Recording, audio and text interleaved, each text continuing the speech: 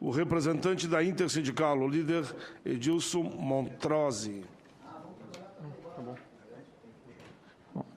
Bom dia a todas e todos, aos componentes, colegas componentes da mesa. Um bom dia especial, agradecimento ao senador Paulo Paim pelo convite. Bom dia aos presentes aqui no plenário, ao senador Lindenberg, que teve uma atuação decisiva aí nessa retardamento da entrada do PLS 555 de abertura de capital das estatais. A Intersindical, a Central da Classe Trabalhadora, foi fundada em março de 2014, né? Na época, centenas de militantes de 19 estados brasileiros, e agora em março desse ano, ou seja, daqui a 2 meses, estaremos no nosso segundo congresso. Me atendo ao tema que acho que norteou essa audiência pública, né? A reforma da Previdência, e a partir da brilhante exposição da professora Denise Lobato Gentil, a gente tem que lembrar, né? A Previdência é um direito dos trabalhadores, é um padrão civilizacional básico, né?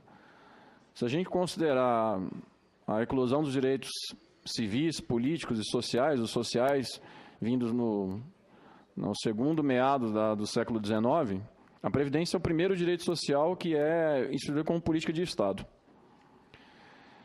Ou seja, então atacar a Previdência é atacar a dignidade humana, na sua plena acepção do termo.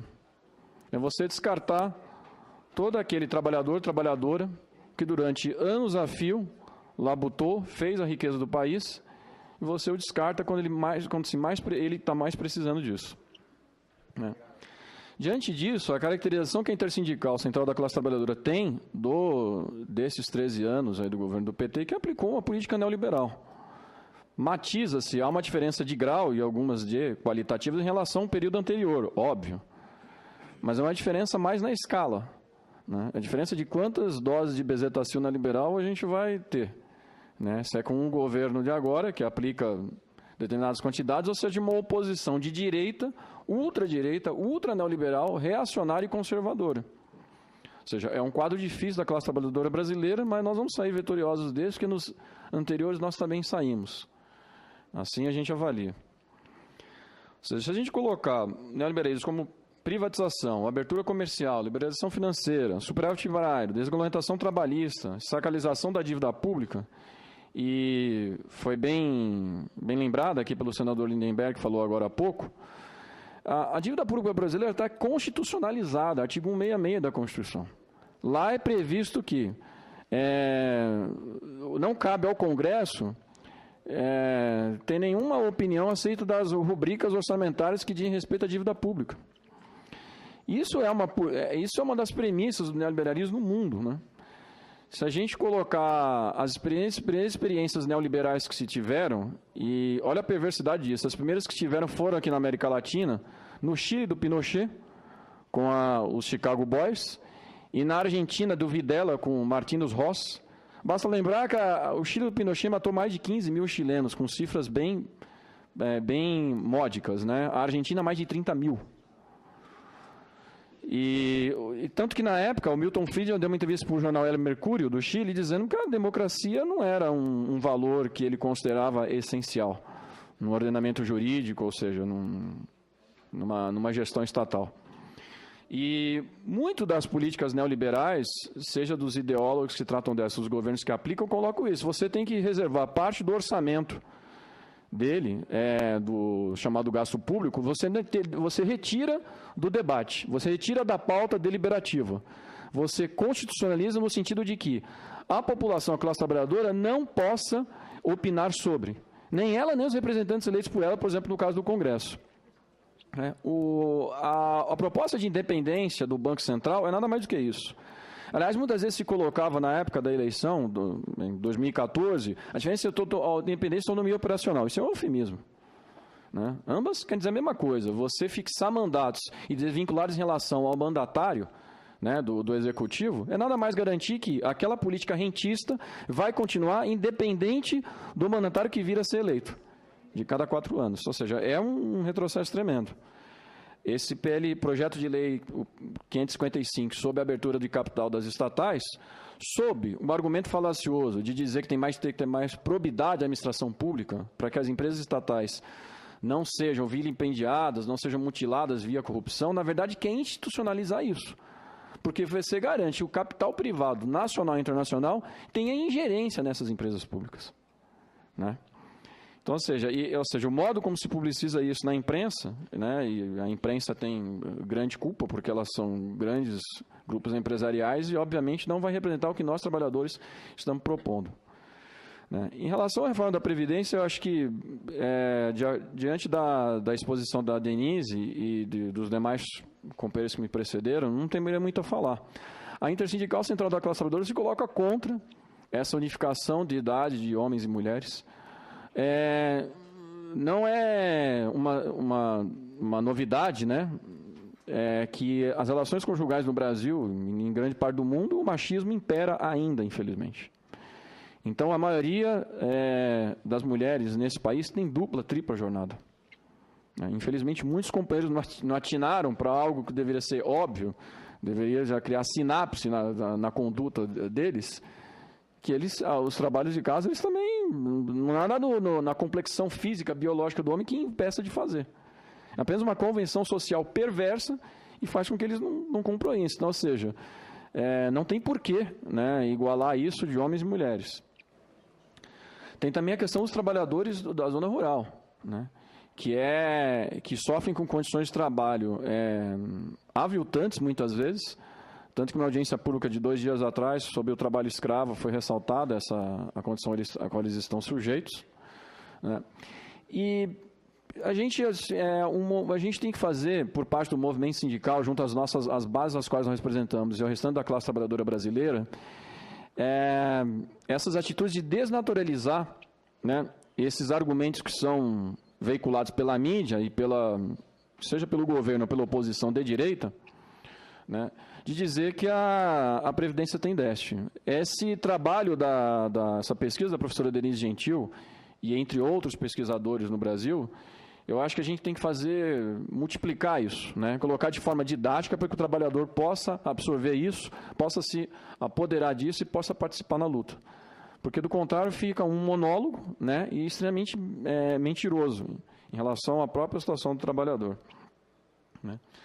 A Intersindical, a gente tem a seguinte opinião, né, que o governo, como foi dito, ele fala muito fino com os banqueiros, ou seja, na mensagem da presidenta desse ano, ela fala da reforma da Previdência, ela fala da prorrogação da DRU até 2023 e majoração de 20% para 30%. Deixa eu só dizer uma coisa, senador Paulo. Tem uma coisa muito importante, que além da DRU, estão inventando uma desvinculação de receitas dos estados e dos municípios, o que é um escândalo, porque isso significa concretamente redução de recursos na educação e na saúde na ponta em estados e municípios. Esse ponto é um ponto novo, que pouca gente está sabendo, pouca gente falou. Desculpa, Edilson, você está fazendo uma grande fala no começo, mas que eu acho que a gente tinha que chamar a atenção, o senador Paulo Paim. Eu acho que Vossa Excelência podia chamar uma audiência pública sobre esse tema, porque isso vai ter um impacto muito grande na ponta. Porque o município está ali, tem as vinculações constitucionais de educação e saúde. Se você desvincula 20% dos municípios, você vai ter um impacto gigantesco na vida das pessoas. Então, esse é um ponto que não está sendo explorado, ninguém falou, mas na fala, presidente, infelizmente, tem a DRU e tem essas duas coisas novas, desvinculação de receita de estados e de municípios. Desculpe, Adilson, então. Não, obrigado pela contribuição. Foi bom da parte, e o Adilson destacou isso. Ninguém fala também, Adilson, que você falou agora de 20 para 30. Ninguém está falando isso, foi importante. Ou seja, é isso que ambos, ou seja, vocês dois disseram, né? A DRU de 20 para 30, de estados e municípios, tem que dizer também, muitos municípios do Brasil, a arrecadação deles praticamente vem do governo federal. Ou seja, você não tem, a base arrecadatória é tão pequena. E assim, e olha olha a perversidade, como é que a proposta do governo federal para resolver isso? É implantar DRU não basta no governo federal, agora dos municípios também. E o que é DRU?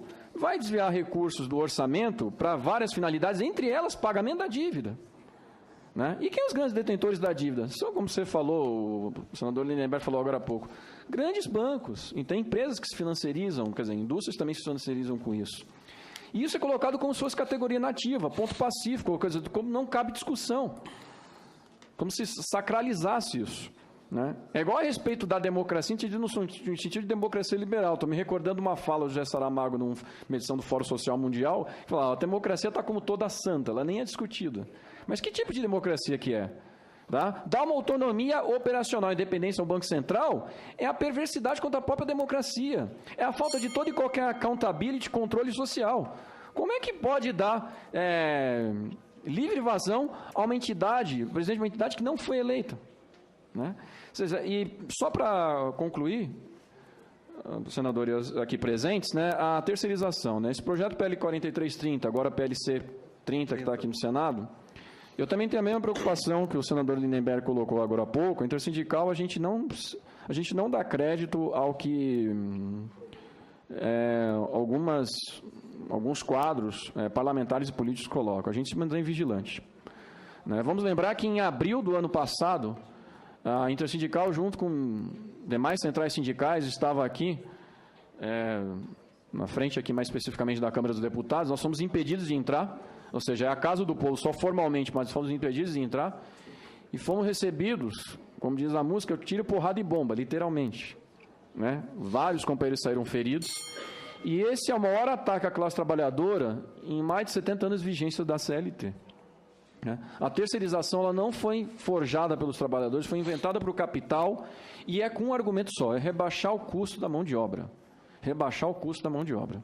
Então, seja o governo ou seja a oposição de direita, que é ultra-reacionária, que é ultra-neoliberal, basta ver a entrevista do Armínio Fraga no Estadão, ainda no ano passado, defendendo a desvinculação orçamentária das políticas de saúde e educação. Essa mesma que o Delfim está propondo. Ou seja, há uma conjunção, um uníssono, um monólogo entre os setores do governo e dessa oposição de direita, tá? Nesses ataques à classe trabalhadora. E, diante disso, a intersindical vai fazer o que ela fez nesses anos todos, nesses 2 anos de vigência formal dela e 7 anos de existência prática, tá? Que é se colocar nas ruas contra todo esse tipo de ataque à classe trabalhadora brasileira. E lembrar que esse ano é um ano eleitoral.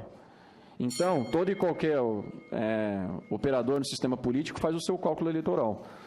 Alguns deputados vão tentar se eleger em prefeitos de capitais ou de cidades de pequeno e médio porte, ou vão apoiar quadros que eles indiquem, e nós vamos fazer campanha contra todo e qualquer operador político que se coloque contra os direitos da classe trabalhadora.